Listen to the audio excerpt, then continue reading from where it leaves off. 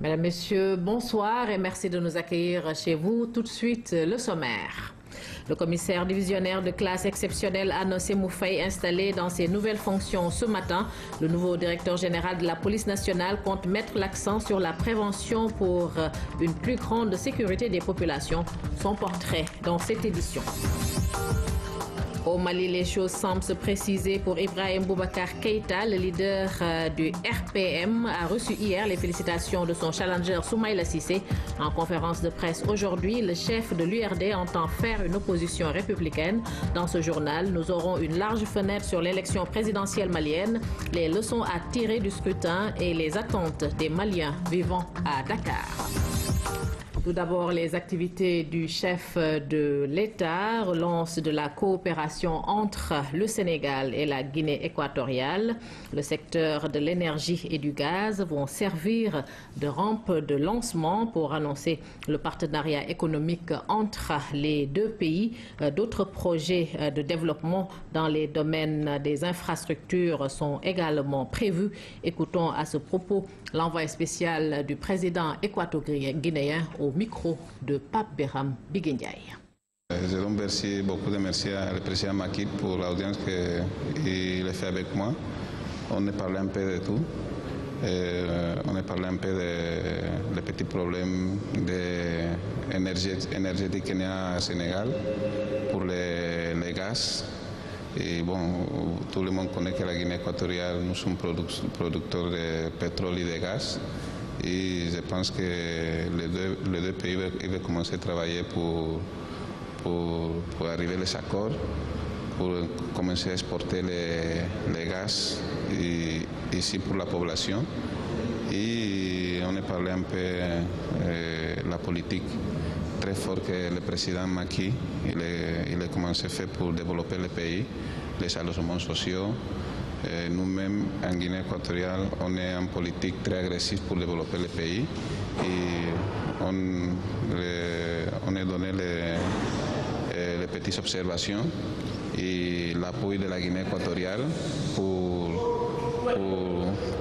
appuyer le président Macky. Et on a amené une société brésilienne qui travaille chez nous, qui sont très forts en bâtiment et en financiation de projets. Et je pense que la collaboration dans les deux pays sud-sud, c'est très important. Et je l'ai donné un petit message du président de la Guinée équatoriale, Obiang, pour son frère. Et en tout cas, c'est une visite très amicale, familière. Nous sommes prêts pour faire l'inversion ici. Et les mêmes choses, on attend les hommes d'affaires sénégalais qui viennent à la Guinée équatoriale. Je pense que si on n'a pas de coopération, c'est nous-mêmes les pays africains, on ne peut pas développer notre continent. On a besoin de ça. On veut commencer à collaborer nous-mêmes pour arranger notre problème. Comme dit, si nous-mêmes on ne nettoie pas les choses de la maison, quelqu'un dehors, il n'est pas venu pour arranger les choses. Et je pense que la coopération sud-sud, les pays africains, c'est très important. Et le Sénégal, il est un pays qui peut apporter beaucoup de choses à la Guinée équatoriale. Et les mêmes choses, la Guinée équatoriale peut apporter beaucoup de choses au Sénégal. Voilà le président Macky Sall, parrain du programme de lutte contre les violences faites aux femmes en zone de conflit. Ce programme des Nations Unies sera lancé le 24 septembre prochain en marge de l'Assemblée générale des Nations Unies. Le choix du président Macky Sall et des leaders du G8 pour ce programme confirme le leadership du président de la République. Nous y reviendrons dans un instant.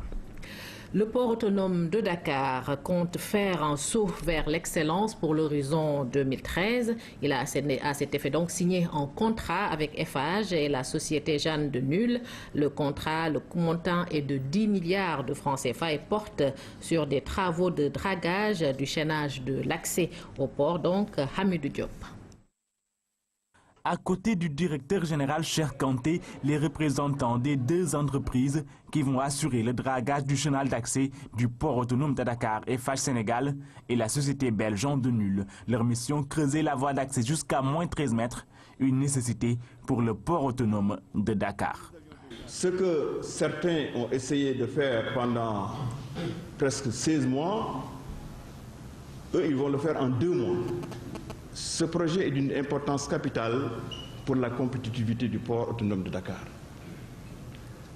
Parce qu'avec la crise économique mondiale, ces séquelles, certains pays en Europe d'ailleurs sont sous ajustement structurel, comme le furent certains pays africains dans les années 80, la demande se contracte. Côté expertise, la suprématie d'Eiffage et le genre de nul ne fait pas de doute. L'un a une longue tradition dans les travaux portuaires, l'autre une expertise mondialement reconnue avec des réalisations somptueuses comme l'île aux palmiers à Dubaï. Et nous espérons que ce travail est le début de beaucoup de travaux de Jan Denel Eiffage dans ce pays. Je pense que ce sont les bonnes relations de 2 entreprises qui ont trouvé un partenariat entre 2 compétences du port autonome de Dakar qui avait besoin de se développer et qui a su trouver et nouer un partenariat transparent avec une entreprise qui était installée ici, qui a changé de nom régulièrement, mais qui est restée toujours fidèle au pays, fidèle à la culture. Le souci de modernisation des autorités portuaires nécessite une vision claire et une implication de tous les acteurs. Pour ces travaux de dragage, la Marine nationale est mise aussi à contribution. Cet acte du directeur général démontre à suffisance qu'il a mesuré l'importance de mettre en adéquation les profondeurs des rades intérieures et extérieures à celles du 3e poste à quai pour une exploitation optimale du terminal à conteneurs. Ce projet, comme tout le monde l'a dit, comme il a été démontré, c'est un projet extrêmement important, car moi je le dis ici, sans ce projet, le port de Dakar ne peut pas être compétitif. Cette signature des contrats pose donc les jalons d'un port nouveau, facile d'accès pour les gros navires et incontournable dans la sous-région. Et tout cela pour la compétitivité de l'économie sénégalaise. Hamidou Diop, le commissaire divisionnaire de classe exceptionnelle Annoncé Mouffaye, installé ce matin comme directeur général de la police nationale par le ministre de l'Intérieur. Le général Patesek, la première femme à occuper ce poste, compte consolider les acquis. Elle entend mettre en place une véritable police préventive. La cérémonie d'installation s'est déroulée à l'École nationale de police. Compte rendu, Salih Oussek. Voici la nouvelle patronne de la police, le commissaire divisionnaire de classe exceptionnelle, Annoncé Mouffaye, installé par le ministre de l'Intérieur. Je parle du président de la République. Vous le connaîtrez désormais comme votre chef, le commissaire de police divisionnaire de classe exceptionnelle, Annoncé Mouffaye, ici présent. Je vous obéirai en tout ce qu'elle vous commandera, le bien du service. Sans tarder, le nouveau directeur général de la police décline sa feuille de route, son credo, rigueur et discipline. Il nous faut relever la tête, revenir aux principes fondamentaux de discipline et de rigueur qui sont le socle de notre institution. Il nous faut donc de la discipline dans les rangs, à tous les échelons, pour que le commandement ne souffre d'aucune faille. Il nous faut de la rigueur dans le comportement et la manière d'exécuter nos missions. Avec cette discipline et la rigueur comme viatique, nous devrons résolument bannir tout comportement de nature à jeter le discrédit sur notre institution. La première femme à occuper ce poste compte consolider les acquis. Elle s'engage à renforcer la sécurité des citoyens en anticipant sur les événements. Son objectif principal, mettre en place une véritable police préventive. Cela nécessite la formation du personnel. L'École nationale de police et de la formation permanente sera amenée à remplir davantage cette mission de formation permanente. Et nous développerons divers partenariats en vue d'assurer une spécialisation de nos personnels. Après avoir rappelé les capacités d'impulsion, d'anticipation et de management du nouveau directeur général, le ministre de l'Intérieur est revenu sur les défis. Il s'agit de restaurer la confiance de faire reculer les violences, les incivilités, de casser les trafics, de trouver des solutions pour que la sécurité des Sénégalais soit assurée durablement. Malgré tout, nos concitoyens sont lucides. La tâche est rude. Ils savent que tout ne se fera pas en un tour de main d'un coup de baguette magique. Pour le général Pathé Seck, le respect de l'éthique et de la déontologie prime surtout. Il a salué par ailleurs le travail abattu par le directeur général sortant, Abdoulaye Niang.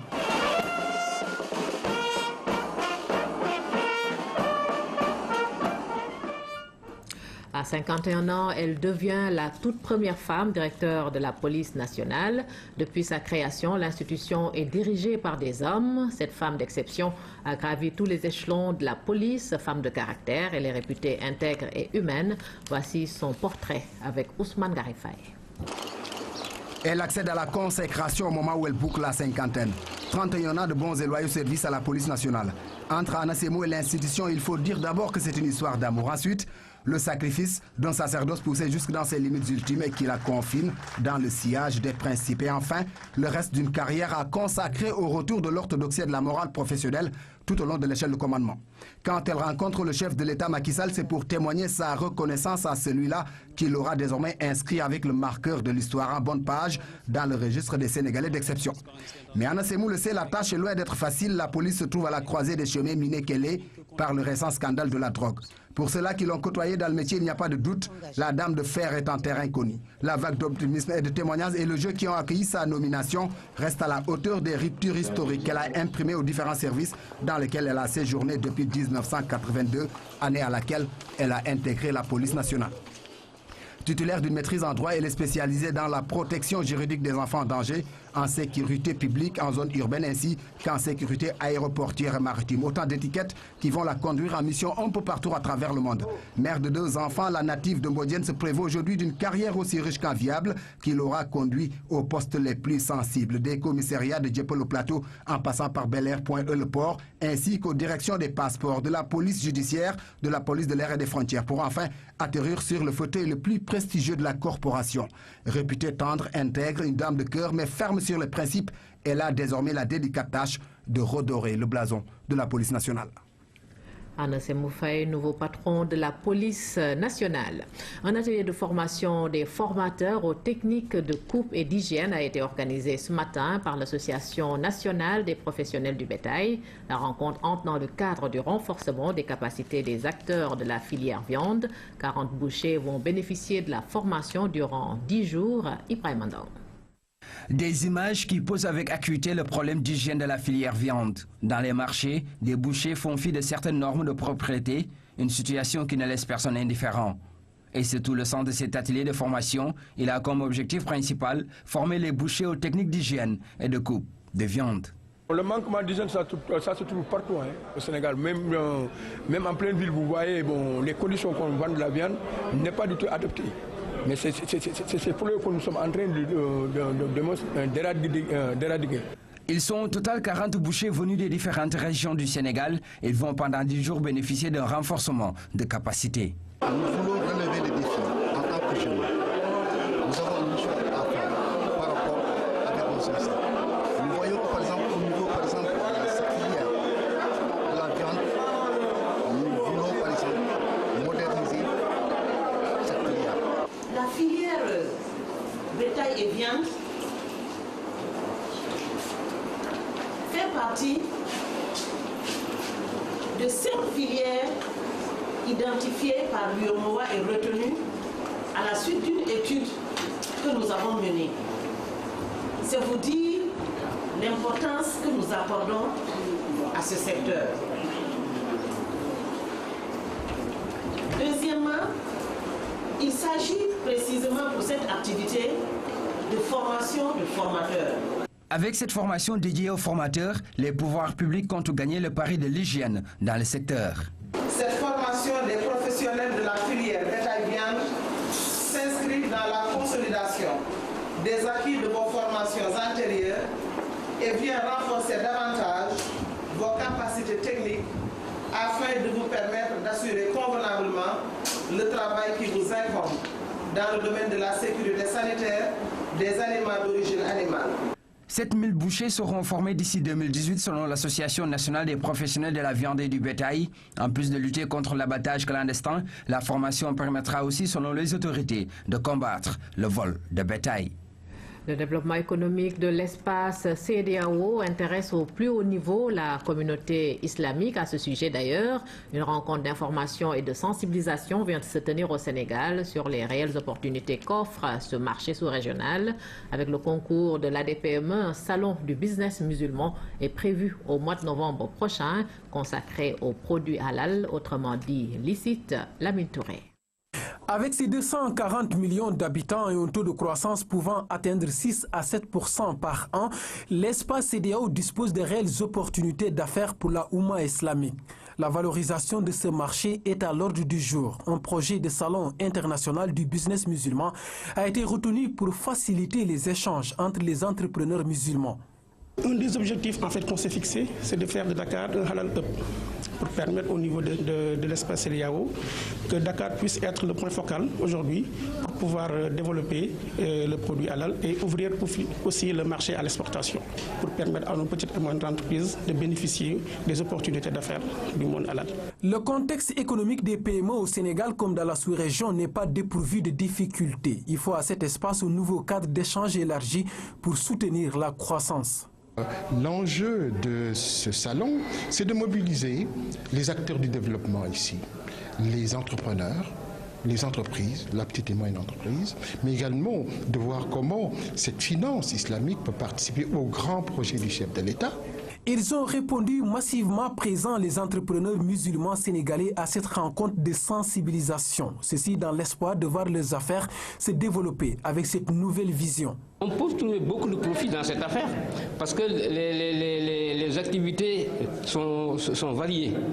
Bon, il y a l'agroalimentaire, il y a l'industrie de transformation. On compte avoir des partenaires qui pourront quand même nous épauler dans ce sens. Le Salon international du business musulman est prévu pour les 14, 15 et 16 novembre 2013 à Dakar. L'objectif pour l'ADPME et ses partenaires, c'est d'asseoir tous les 2 ans un cadre de coopération économique dans l'espace CEDEAO.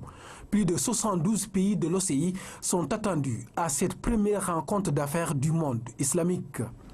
L'actualité nous conduit également au Mali. Après avoir félicité son adversaire, et le nouveau président élu du Mali, Soumaïla Cissé, a tenu une conférence de presse pour dénoncer cependant les irrégularités observées. C'était ce matin.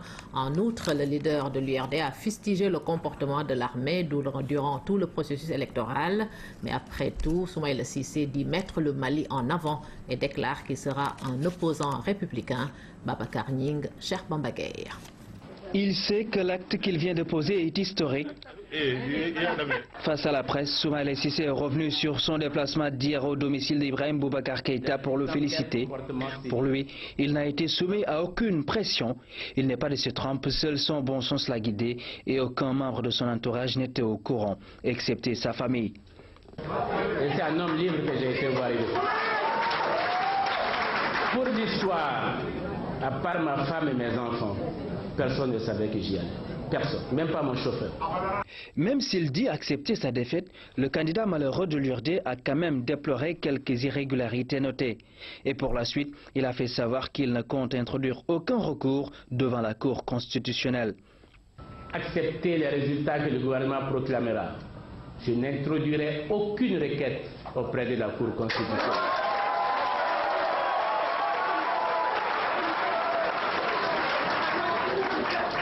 Je ne tiendrai aucun propos susceptible d'affaiblir mon pays ou de porter atteinte à la cohésion de notre nation. Sur le processus électoral, Soumaïla Cissé garde encore une dent contre l'armée. Il est inconcevable qu'elle descende sur le terrain politique. L'armée doit rester neutre, dit-il. L'armée a intervenu dans ces élections. Nous l'avons dénoncé, c'est dans mon discours. Nous voulons une armée républicaine. L'armée se nourrit de tous les Maliens, pas d'un seul camp.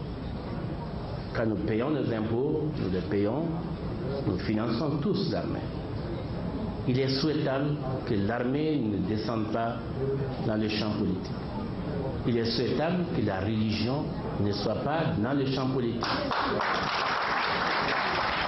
Quand on voit des urnes dans une mosquée, ce n'est pas normal. Quand on voit des militaires battre campagne, coller ou décoller des affiches, ce n'est pas normal. Enfin, et après tout, Soumaïla Cissé affirme être loin de baisser la garde. Il garde espoir et que d'ores et déjà, il va constituer une opposition républicaine avec ses alliés politiques et qu'il n'aura nullement l'intention de mettre en péril l'unité du Mali.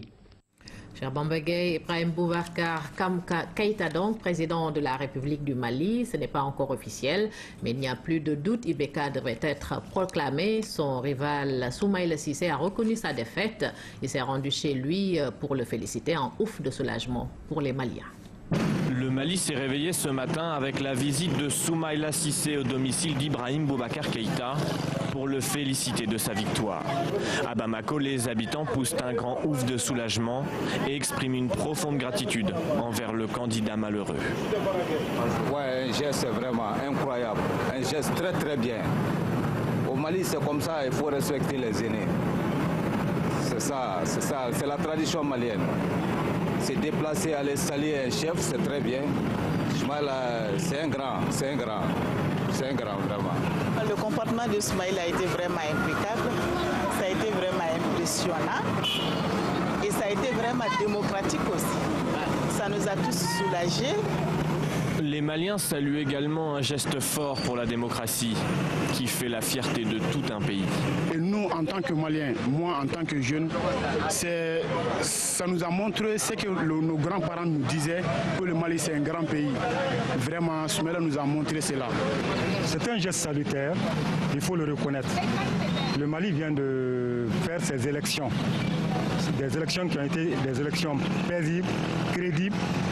Ça nous évitera de connaître ici au Mali les problèmes de Lyon. À Bamako, la vie reprend son cours. Il faudra désormais attendre la cérémonie d'investiture pour voir le Mali entrer officiellement dans une nouvelle ère. C'est avec beaucoup d'intérêt que les Maliens résidant à Dakar ont suivi les derniers développements de la présidentielle de leur pays. Qu'ils soient partisans d'Ibrahim Boubacar Keïta, de Soumaïla Cissé ou simples citoyens, ils sont tous animés par un sentiment de fierté, fiers d'un dénouement heureux des élections à Ramdao. C'est un Mali qui gagne et cela honore ses fils où qu'ils soient. À Dakar, on est soit fier du geste de Soumaïla Cissé, soit heureux de la victoire d'Ibrahim Boubacar Keïta, ou tout simplement les deux à la fois. Reconnaître sa défaite, ça c'est quelque chose qui est vraiment difficile. Comme on le dit, on reconnaît les hommes par leurs actes. Il a fait quelque chose d'extraordinaire. Franchement, je le respecte. C'est un grand homme. C'est une maturité démocratique que le peuple malien vient de montrer aux yeux du monde. Vous savez, notre démocratie était déficitaire. Mais ce que nous venons de voir à travers l'exemple de Soumaïla Cissé, nous pouvons dire exactement que la démocratie malienne est en train de faire son petit bonhomme de chemin. Le quartier général des partisans d'Ibrahim Boubacar Keïta à Dakar. Au premier tour, ils avaient trop tôt parcouru tout Dakar pour manifester leur victoire. Aujourd'hui, il n'y a presque plus de doute. Ces pro-IBK peuvent libérer leurs émotions. Avec beaucoup d'excitation, beaucoup d'impatience, beaucoup de bonheur. Ça m'a juste rassuré qu'après la proclamation officielle des résultats, il n'y aura pas de tapage au Mali. Même dans ces moments de victoire, on reconnaît quand même la grandeur de l'adversaire. Soumaïla aller chez IBK pour le féliciter, ça peut surprendre certains, mais pas moi. Parce que le Mali est un grand pays, de grands empires. Le Mali de Soundiata Keïta, le Mali de Soni Alibert, le Mali de Askia Mohamed Touré. Le Mali est un peuple de civilisation. Donc quand des gestes de ce genre arrivent, vraiment moi ça ne me surprend pas. Loin des ambiances de fête, les pro-Soumaïla Cissé accueillent la défaite avec beaucoup de fair play. C'est le peuple qui a choisi. Les résultats provisoires qui sont tombés, vraiment, ça prouve que Ibeka a gagné, donc on ne peut qu'accepter. Vu que Soumaïla même a accepté, donc nous sommes là aussi, on ne peut qu'accepter.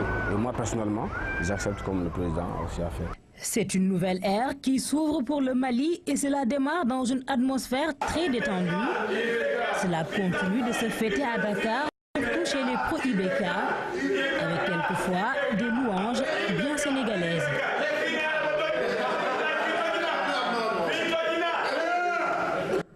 Voilà, réconcilier le nord et le sud du Mali, rétablir l'ordre et la sécurité, redresser l'économie, voilà entre autres les défis qui attendent le futur président de la République. Après 18 mois de crise, un coup d'État, une guerre, les Maliens aujourd'hui que de stabilité. Réconcilier un Mali meurtri et divisé, une des grandes missions du futur président, sans doute la plus délicate. Les regards seront d'abord tournés vers le nord du pays, à Kidal, fief du mouvement rebelle Touareg du MNLA, où les tensions sont encore très vives. Un accord signé le 18 juin dernier à Ouagadougou avait permis un cessez-le-feu et le redéploiement de l'administration malienne dans la ville le temps du scrutin. L'accord prévoit la reprise des négociations 60 jours après la nomination d'un nouveau gouvernement. L'issue du dialogue sera décisive. Le désarmement des rebelles, leur intégration dans les forces maliennes et le statut donné aux régions du Nord doivent être tranchés. Autre défi pour le chef de l'État, la refonte de l'armée. Pour éradiquer les djihadistes, le président malien devra compter sur ses soldats. Humiliés après les défaites successives contre les rebelles Touareg, l'armée malienne, en reconquête de légitimité, se prépare à reprendre le rôle qui lui revient. L'Union européenne a engagé la formation d'une partie de cette armée sous l'égide de la mission EUTM, European Union Training Mission. 3000 hommes de l'armée malienne sont en cours de formation. Cette formation va durer 15 mois. Une fois la sécurité rétablie, le nouveau gouvernement pourra s'atteler à l'économie du pays, lourdement affectée par les 6 mois de conflit. Le PIB s'est contracté de 1,5%. Le chômage des jeunes a atteint des niveaux records. Pourtant, le Mali est classé 3e pays producteur d'or d'Afrique. Les défis sont immenses, mais déjà le futur président peut compter sur le soutien de la communauté internationale. Elle lui a promis une aide de plus de 3 milliards d'euros. L'élection présidentielle au Mali traduit l'aspiration du peuple à la paix et à la démocratie. C'est aussi une victoire pour le président par intérim Diokounda Traoré qui a mené jusqu'au bout le processus électoral. Retour sur les leçons à tirer de ce scrutin avec Laïré Diop. C'est l'image forte de l'élection présidentielle au Mali.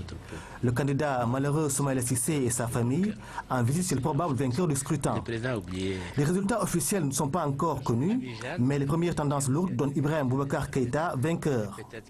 Mieux que le classique coup de fil de félicitations, la visite de Soumaïla Cissé coupe court à toute supputation ou éventuel recours. Pour le candidat de l'URD, cela participe d'une tradition malienne, mais c'est bien là une première mondiale. De quoi soulager tout un peuple en proie de plusieurs mois à des divisions politiques et un risque de partition de son territoire. Mais les Maliens n'ont pas voulu perdre le Nord. La forte participation au scrutin en atteste largement.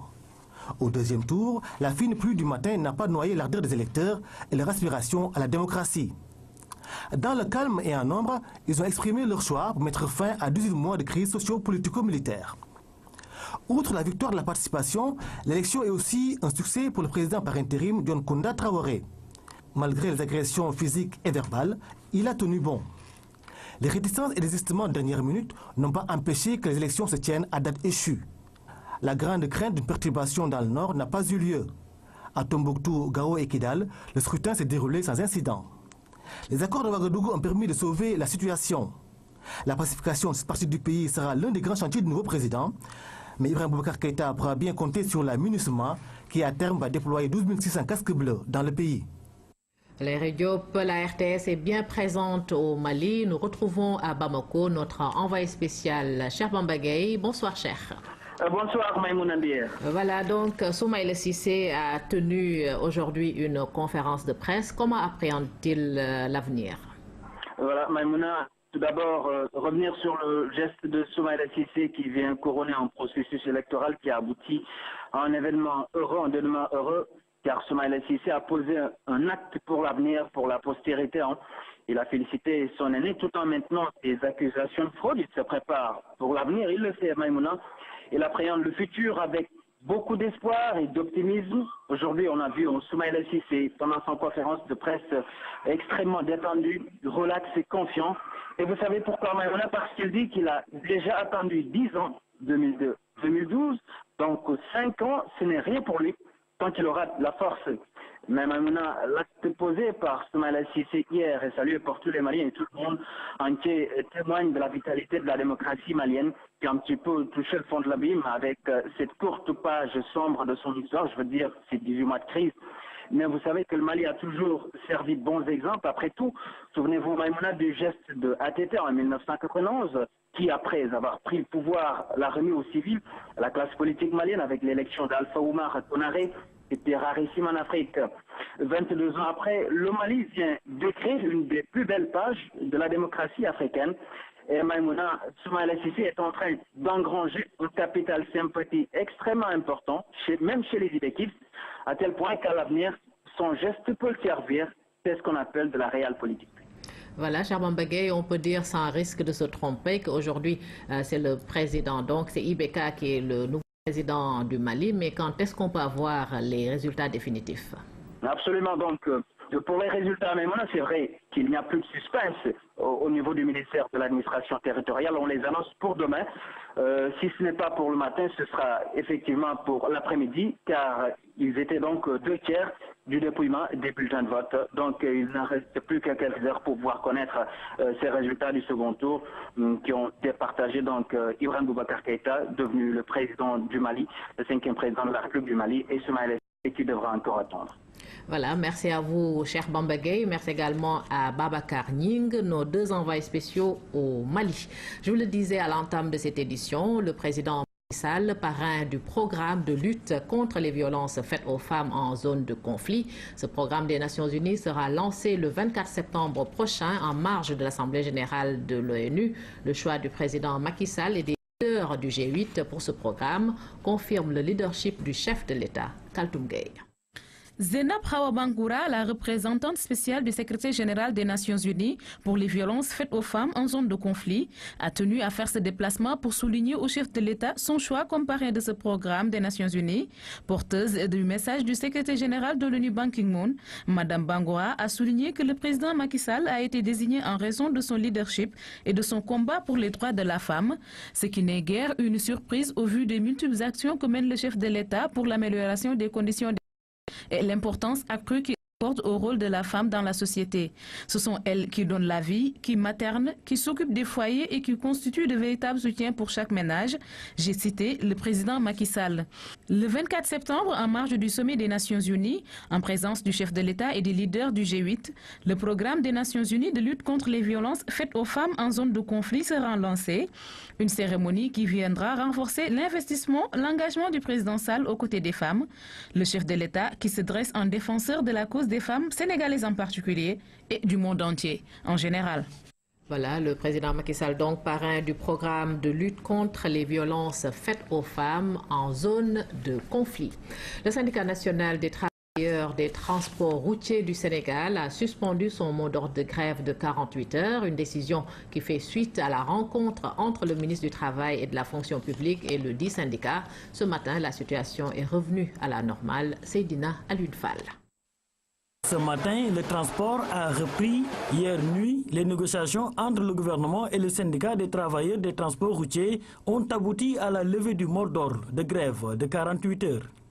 Tous les chauffeurs sont priés, n'est-ce pas, de leur travail dès à présent et que l'ensemble des présidents de regroupement des chauffeurs des régions sont convoqués demain matin pour qu'on puisse, n'est-ce pas, commencer les négociations au ministère du Travail. Ce mardi, les pourparlers vont se poursuivre. Du côté des autorités, on souhaite trouver un accord durable et pour cela, on mise sur le dialogue. On va discuter autour des éléments de votre plateforme avec tous les ministres concernés.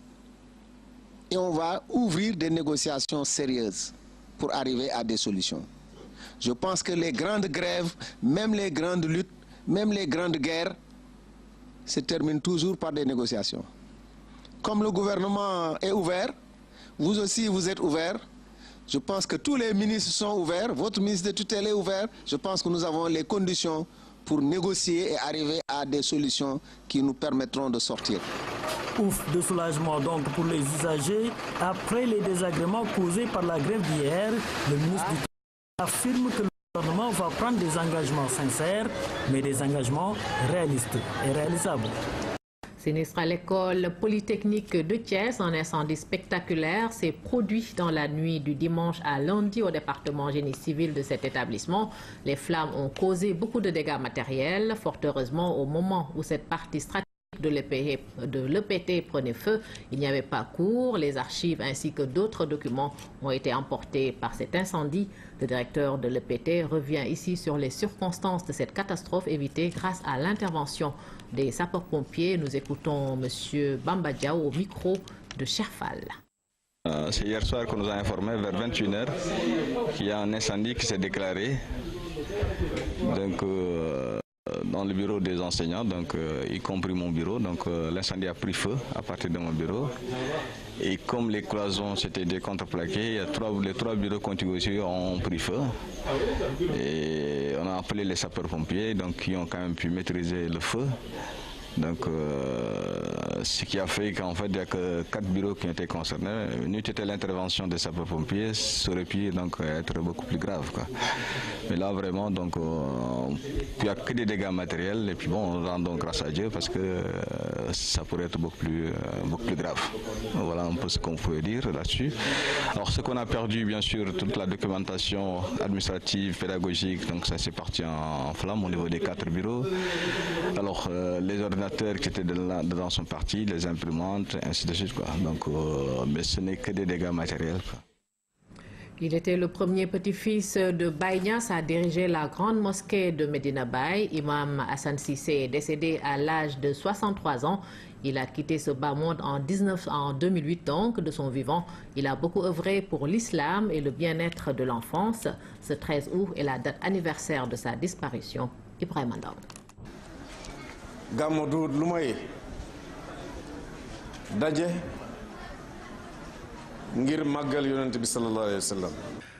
Cette voix s'est tue à jamais au soir de mercredi 13 août 2008 à Medina Baye.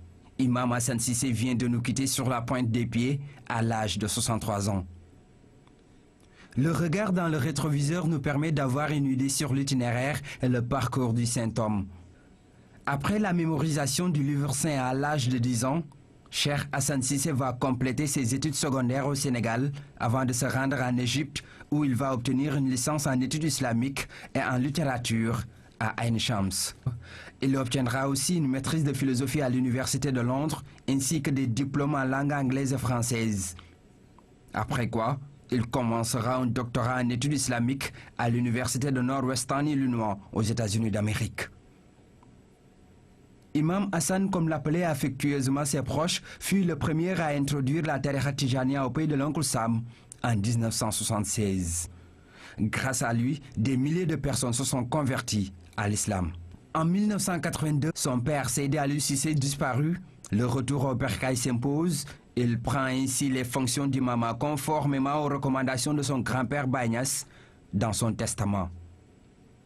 Pendant plus de 20 ans, il s'implique dans la lutte contre la mortalité maternelle et infantile, des œuvres caritatives que le petit-fils de Cheikh al-Islam ne cessera de perpétuer toute sa vie durant. De son vivant, Cheikh Hassan a aussi mené un plaidoyer pour le respect et la promotion des droits de l'enfance, des efforts qui lui valent d'être nommé par l'Organisation des Nations Unies ambassadeur de la santé en 2008. Voilà 5 ans, jour pour jour, qu'il a été rappelé à Dieu. Ses œuvres et son parcours élogieux restent toujours d'actualité.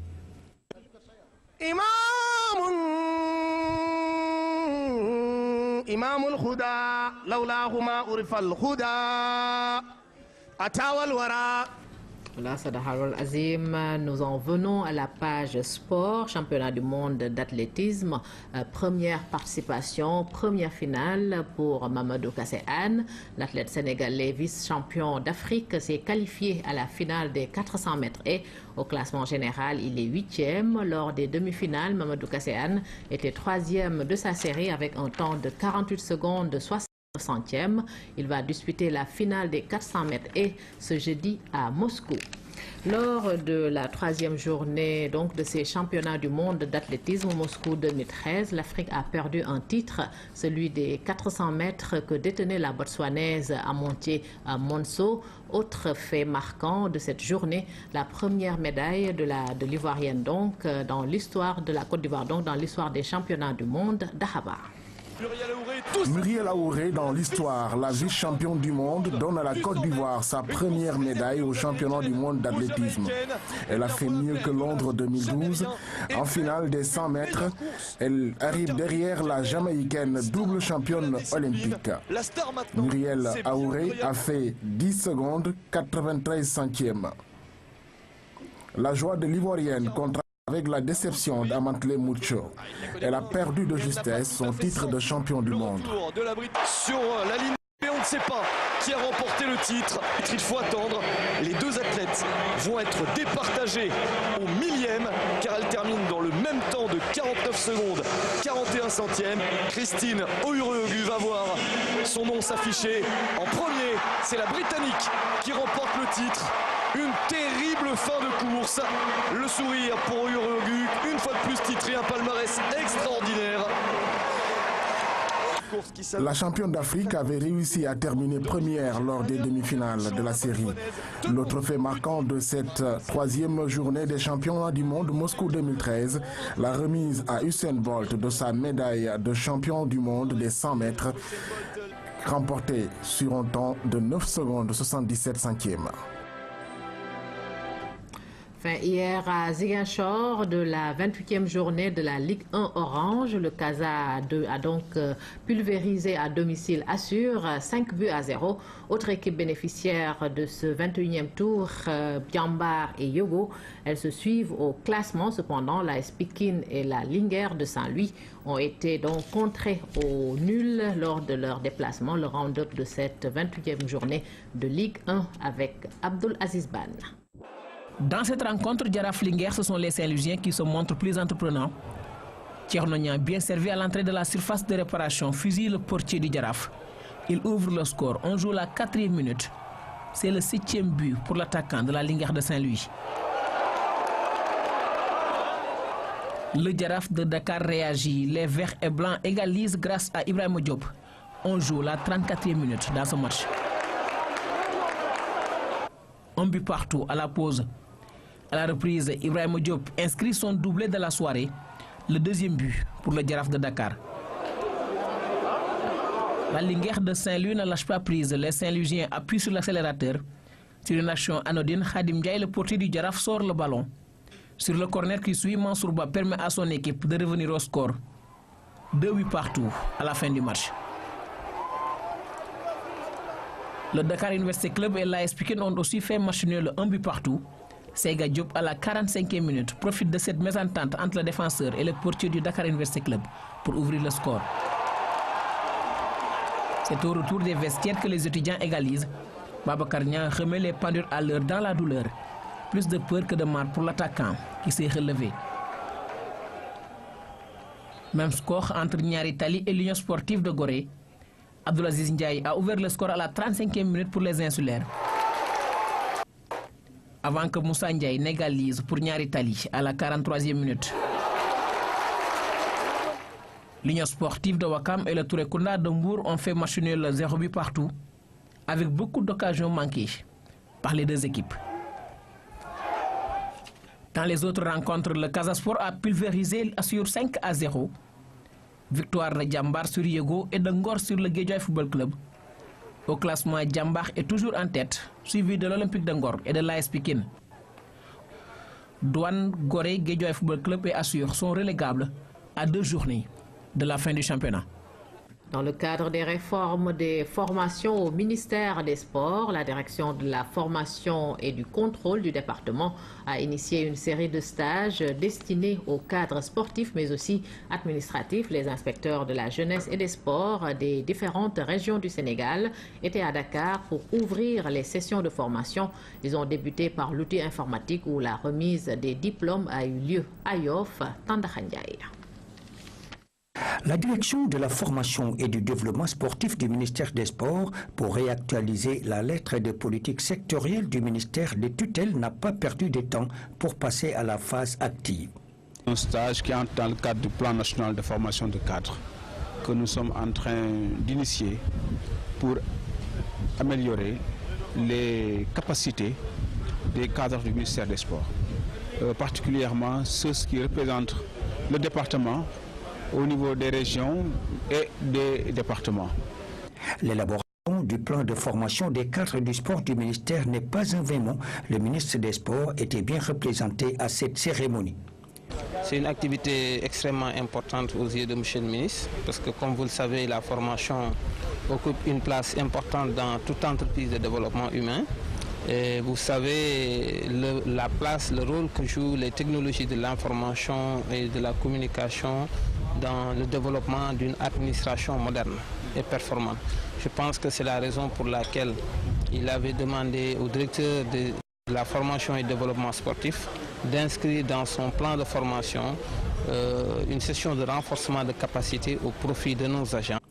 Le formateur et les récipiendaires tout au long de la formation ont bien communié des appréciations au nom des stagiaires. Souhaitons aussi qu'il y ait toujours de telles formations de remise à niveau. Et là, je ne citerai qu'un exemple. Nous avons quand même pu voir, tout en faisant grosso modo un bilan de la formation, nous avons pu voir Microsoft, Office, Word, PowerPoint, je crois que j'ai bien assimilé Excel et une partie de Access. Des stagiaires qui vont retourner à la maison ravis de recevoir des mains des autorités ces précieux diplômes. Voilà, c'est la fin de cette édition. Merci de l'avoir suivi. Merci également de votre fidélité. Au revoir.